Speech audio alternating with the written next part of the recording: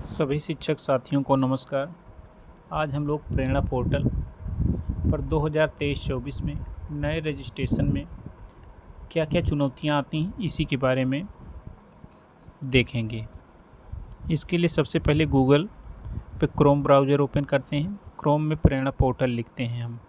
ये हमारा गूगल है फोल्डर, इसके अंदर क्रोम है। क्रोम को हमने टच किया। अब इस पर हम लिखेंगे प्रेरणा UP.in। जैसे ही लिखे पहला ही आ जाता है रिजल्ट मिशन प्रेरणा, तो मिशन प्रेरणा पे हम टच किए। जैसे ही टच किए अब देखिए बाईं तरफ नीचे की तरफ उत्तर प्रदेश सरकार के नीचे 3 लाइन है, 3 लाइन को हम टच किए। इसमें नीचे की तरफ जाते हैं बैंक डाटा अपलोड में। अब हम बैंक डाटा अपलोड पे टच किए। यहाँ आता है टीचर लॉगिन पे टच किया हमने। आ गया teacher sign up, new registration 2023-24 search किए। इस पर अपना मोबाइल नंबर डाल देना है। मोबाइल नंबर डालने के बाद नीचे वेरीफाई पे क्लिक कर देना है। मोबाइल नंबर टीचर का पड़ेगा जिनके पे MDM की कॉल आती है। वेरीफाई पे हमने ये टच किया, वेरीफाई पे।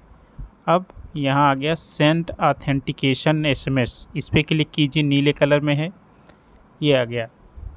इसको भी ओके कर दीजिए आप। अब आप अपना मैसेज बॉक्स चेक कर लीजिए। मैसेज बॉक्स ये देखिए ऊपर ही आ गया, कॉपी कर लीजिए, यहाँ डाल दीजिए आप जो भी मैसेज अभी आपका आया है।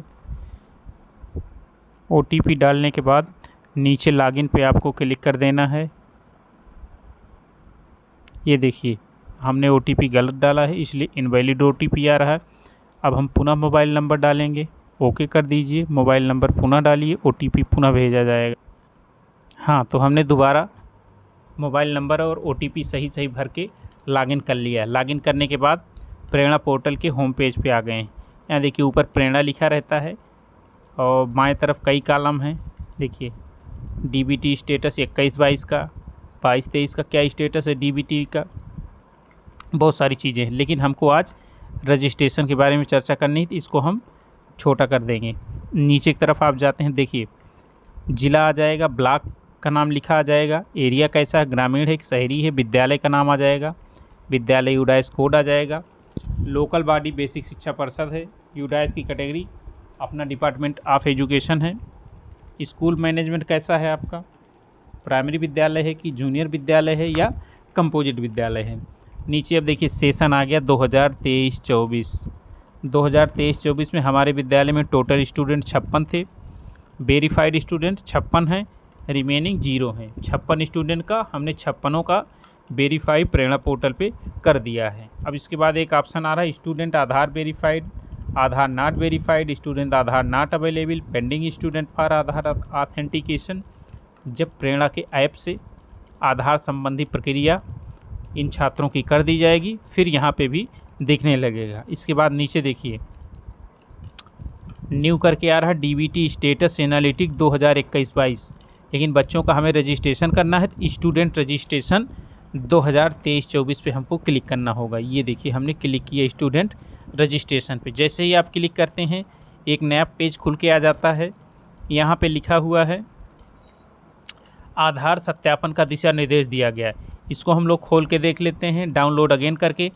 जैसे डाउनलोड हुआ ये देखिए PDF व्यूअर से हम इसको खोल ले रहे हैं। देखिए इसमें क्या दिया गया, बच्चे एवं अभिभावक आधार वेरीफाई करने के लिए दिशा निर्देश।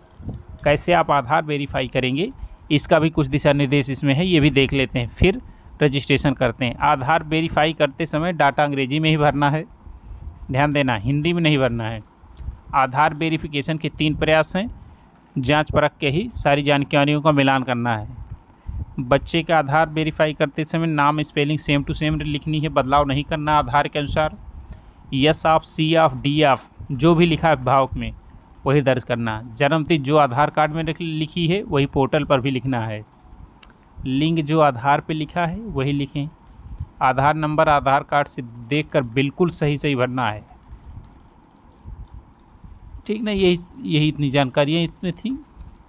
अब देखिए हम लोग इसको बैक करते हैं, स्टूडेंट रजिस्ट्रेशन पे आते हैं, इसको क्रॉस कर दीजिए। देखिए छात्र छात्रा के पंजीकरण में लिखा गया है पिछले चरण के सभी छात्र छात्राएं प्रमोट कर दिए गए, इसलिए विगत सत्र 2022-23 में पंजीकृत छात्र छात्रा को सत्र 2023-24 के अगली कक्षा में देखें। दूसरा है, अगर कंपोजिट विद्यालय आपका मर्ज हुआ है, कंपोजिट विद्यालय मर्ज हुआ है मतलब प्राइमरी पीएस विद पीएस से मर्ज हुआ तो 1 से 5 तक कक्षा दिखेगी, और यूपीएस से मर्ज हुआ तो 6 से 8 तक दिखेगी, और प्राइमरी जूनियर से मर्ज हुआ है तो 1 से 8 तक दिखेगी।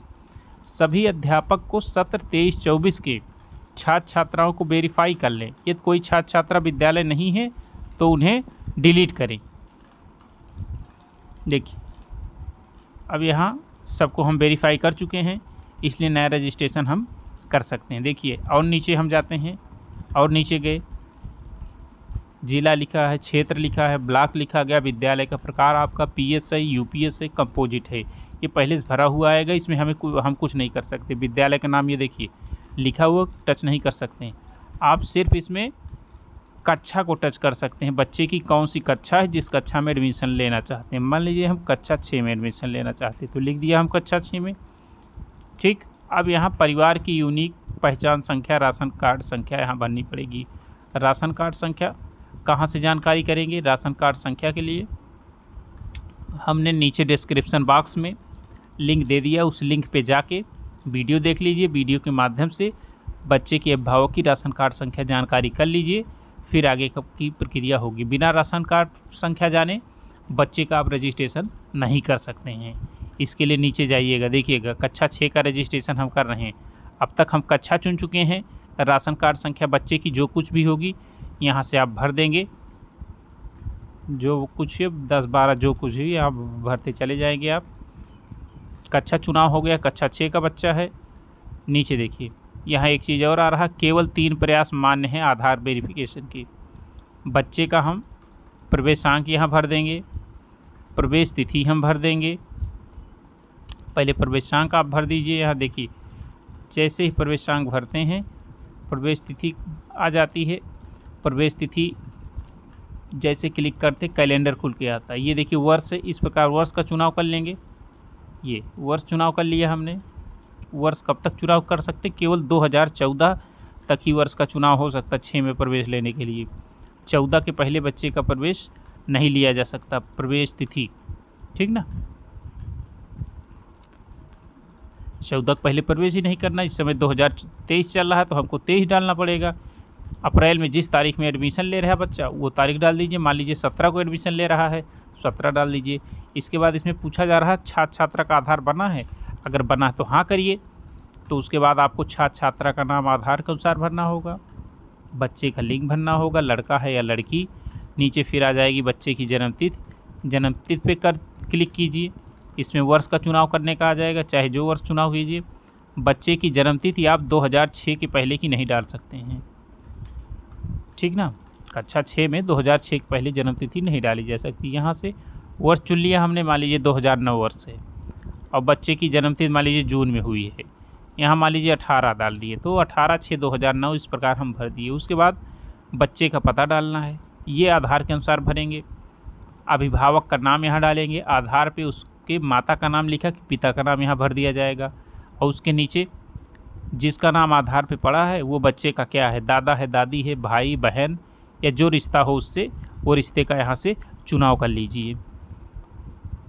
इसके बाद बात आती है कि छात्र छात्रा का आधार, यहाँ आधार संख्या उसकी भर दी जाएगी नीचे। ओके, देखिए अभिभावक की सहमति आ जाएगी। मेरे द्वारा उक्त छात्र छात्रा के अभिभावक को बेसिक शिक्षा विभाग द्वारा संचालित डीबीटी के तहत छात्र छात्रा के आधार नंबर का प्रयोग केवल सत्यापन हेतु करने की सहमति लेते हुए सहमत पत्र की छायाप्रति विद्यालय में संरक्षित रखने की जानकारी दी गई है। कहने का मतलब अभिभावक उसका सहमति पत्र दे रहा है कि बच्चे का डीबीटी के लिए आधार नंबर का प्रयोग केवल सत्यापन के लिए किया जाएगा, अन्य किसी कार्यों के लिए नहीं किया जाएगा। इसकी एक प्रति विद्यालय में संरक्षित रखी गई, इसकी जानकारी विद्यालय ने दे दी है। इसके नीचे आप पिता का नाम भरेंगे, माता का नाम भरेंगे, पिता की शैक्षिक योग्यता यहाँ भरी जाएगी। देखिए पिता की शैक्षिक योग्यता, देखिए पहले आधार नहीं भरा गया इसलिए नहीं ले रहा है ये। देखिए शैक्षिक योग्यता में अभिभावक जो भी शिक्षा ग्रहण किया हो। अशिक्षित हो सबसे नीचे का कॉलम है, 9 या उससे नीचे का है।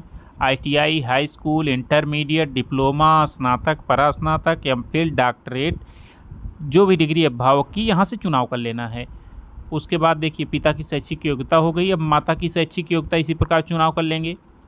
उसके बाद आता है पिता के व्यवसाय का। पिता का व्यवसाय भी चाहे जो चुन लीजिए, छात्र है कि स्वरोजगार है, गृहिणी, बेरोजगार है, दिहाड़ी मजदूर, किसान, सरकारी कर्मचारी, प्राइवेट कर्मचारी, जो भी हो चुनाव कर लीजिए।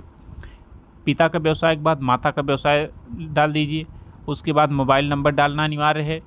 व्हाट्सएप नंबर अगर उनके पास हो तो डालिए, नहीं तो मत डालिए। क्लास में बच्चे का रोल नंबर आपने क्या दिया ये डाल दीजिए।